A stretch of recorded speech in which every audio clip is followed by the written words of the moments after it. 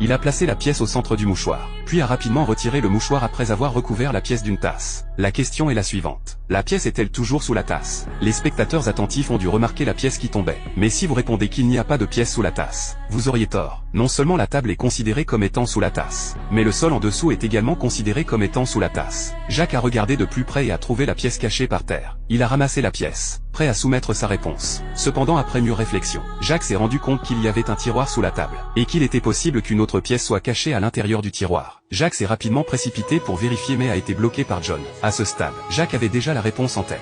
John avait dû cacher une pièce là-dedans. Jacques a répondu avec assurance qu'il y avait toujours une pièce sous la tasse. Cependant, l'arbitre a immédiatement déclaré la réponse de Jacques incorrecte. Il s'est avéré que tout ce qui venait de se passer était une ruse de John. De cette façon, John a profité de la suspicion de Jacques et a remporté le premier tour de la compétition. Mais cela a aussi complètement mis Jacques en colère.